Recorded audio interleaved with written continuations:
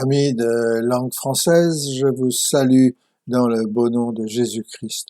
J'aimerais partager avec vous un passage de la Bible qui se trouve dans l'Ancien Testament. Et il se trouve dans le livre du Lévitique.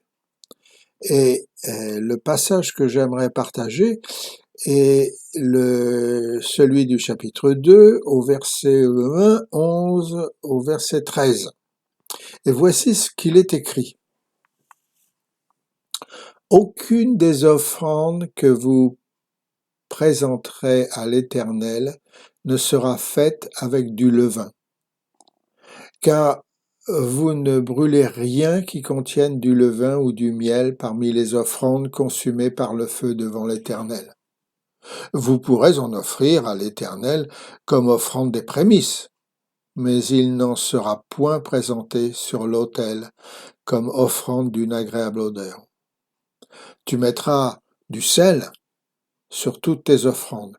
Tu ne laisseras point ton offrande manquer de sel, signe de l'alliance de ton Dieu. Sur toutes tes offrandes, tu mettras du sel. Amen.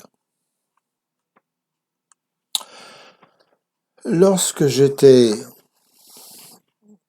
un Boy Scout,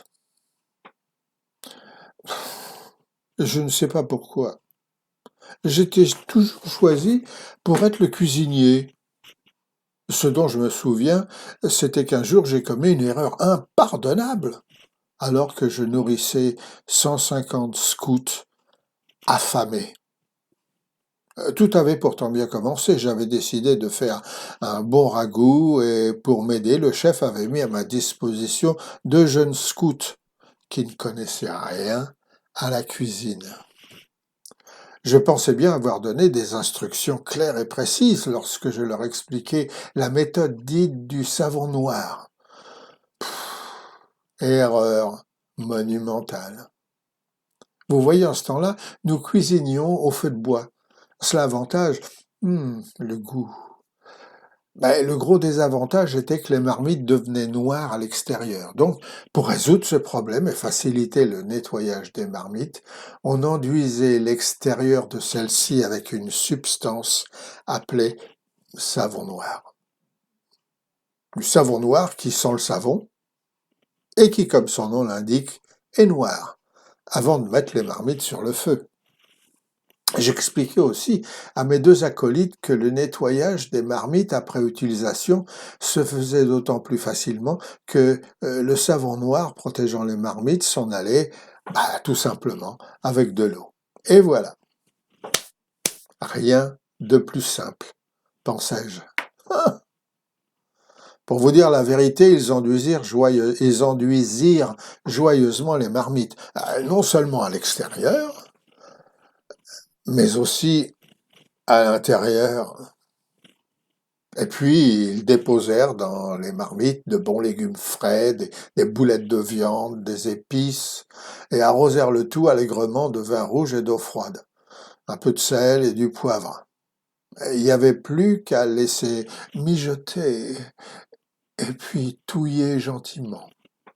Lorsque j'arrivais, je continuais à remuer la lugubre mixture sans trop m'inquiéter.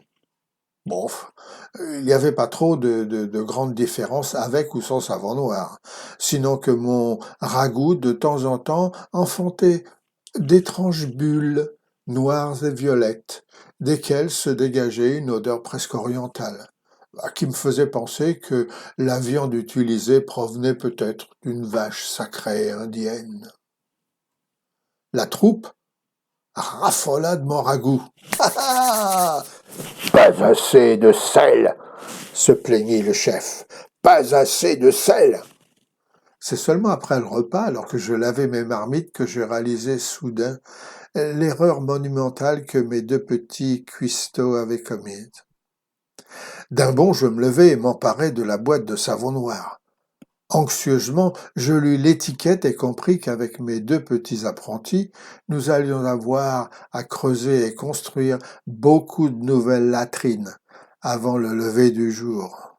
Oh, merde. Je te l'avais bien dit, cria le chef en se tortillant.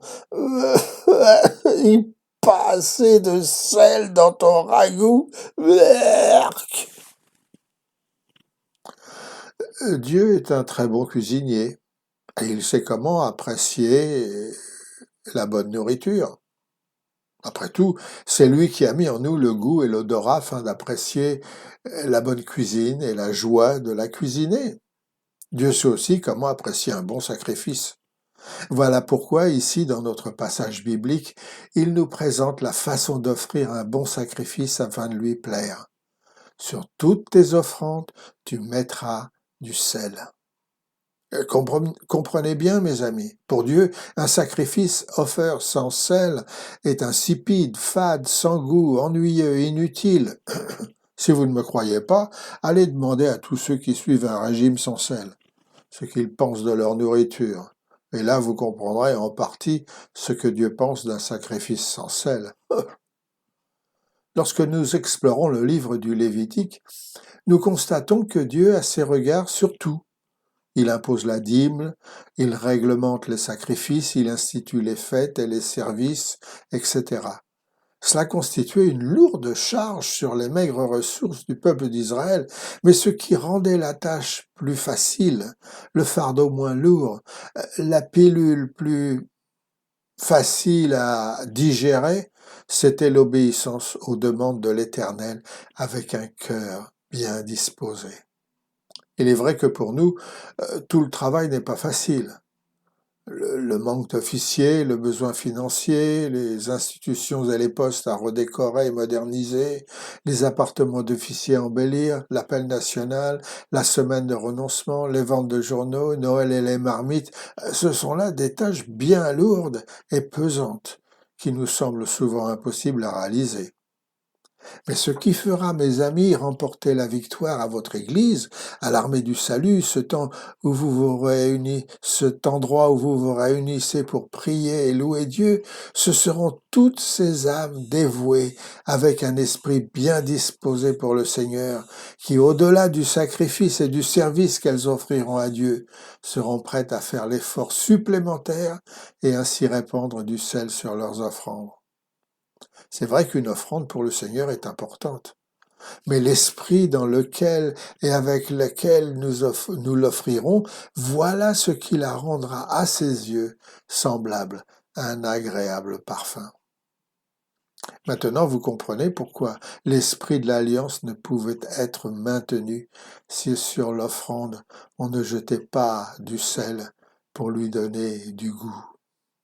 Et vous voyez, mes amis, cet enseignement de l'Ancien Testament est tout aussi actuel qu'il l'était à notre époque. Voilà pourquoi Jésus-Christ se dira à ses disciples, « Ayez du sel en vous-même, car vous êtes le sel de la terre. » Dans notre pays, dans nos foyers, dans notre poste, notre Église, nous devons d'avoir en nous l'assaisonnement spirituel agréable à Dieu. Parce que nous sommes pour lui la saveur sanctifiante dont le monde et notre entourage a besoin. Et pour terminer, je partagerai avec vous le premier couplet d'un cantique que nous chantons à l'armée du salut pour encourager les gens justement à mettre du sel sur leurs offrandes. Et voici ce qu'il est écrit. Prends Seigneur l'offrande de mon humble cœur. Vois, je ne demande nulle autre faveur. Seigneur, je m'offre tout à toi. Dis-moi ce que tu veux de moi. Voici, je dépose à tes pieds, Seigneur, ce dont je dispose ma vie et mon cœur. Joyeux, je te donne mon âme et mes jours. À toi, Jésus, je me donne. À toi, pour toujours. Dieu vous bénisse et vous garde. N'oubliez pas de mettre du sel sur vos offrandes. C'est très important.